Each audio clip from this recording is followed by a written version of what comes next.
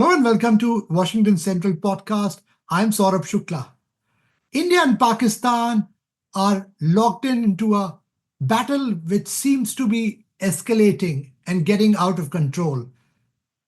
While India attacked Pakistan's terrorist infrastructure on 7th of May, following a deadly attack on Indian tourists in Pahalgam in Kashmir, Pakistan is now attacking India's civilian targets and military infrastructure, which has escalated this conflict.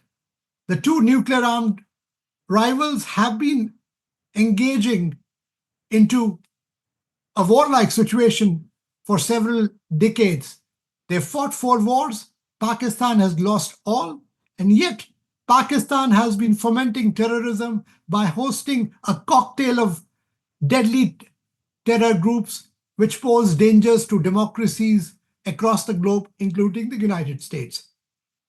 India's strike led to the killing of a dreaded terrorist who was responsible for the killing of Jewish American journalist Daniel Pearl, was also the mastermind of a 1999 hijack of an Indian aircraft to Kandahar in Afghanistan, which had many foreigners, including American nationals.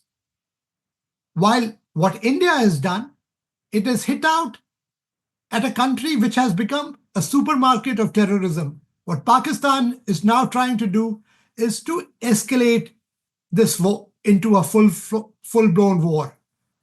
US has been mounting diplomatic efforts. US Secretary of State Marco Rubio has spoken to the Pakistani Prime Minister, telling him to de-escalate.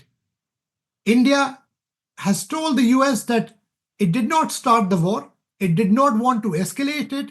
It kept a very calibrated precision strike on 9 targets, which were essentially the terrorist infrastructure inside Pakistan. And what became a big proof, the Pakistani army and the Pakistani administration gave out a state funeral to some of these dreaded terrorists who were killed in India's attack on the terrorist infrastructure. So what does the world has to witness from here on?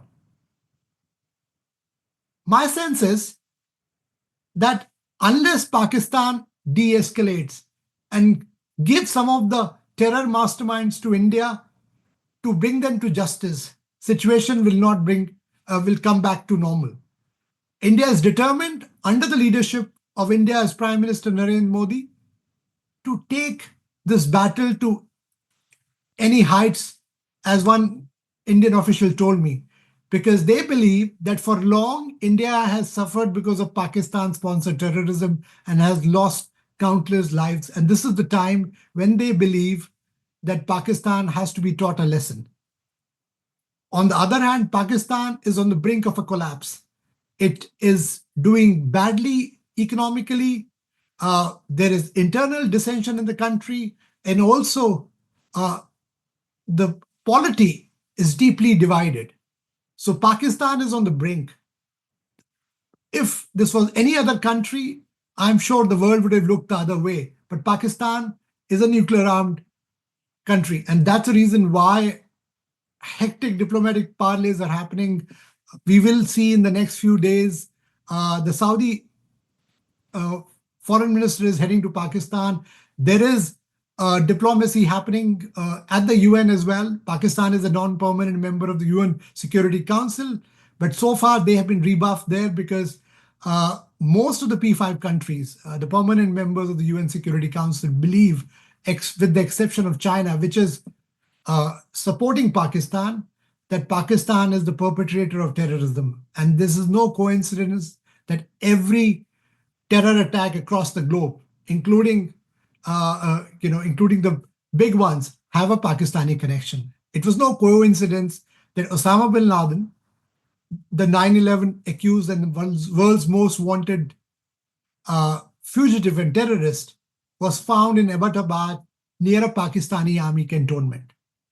Clearly, the world has seen through Pakistan's bluff, and now is the time for the world to take action. It remains to be seen if this time Pakistan can be disciplined.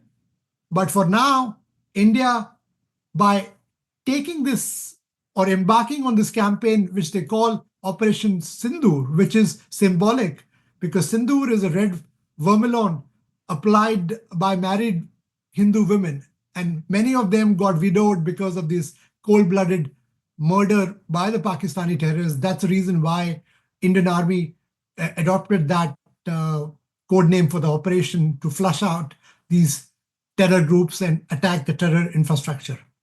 Hopefully, India will not have to mount Operation Sindhu 2.0, as they're saying, but the world must pressurize Pakistan to make sure that these terror infrastructure are dismantled and these terror ayatollahs are brought to justice. Thanks for hearing and watching us. Do stay connected to Washington Central. Also follow us on Apple, Spotify, or wherever you get your podcast. Have a good day.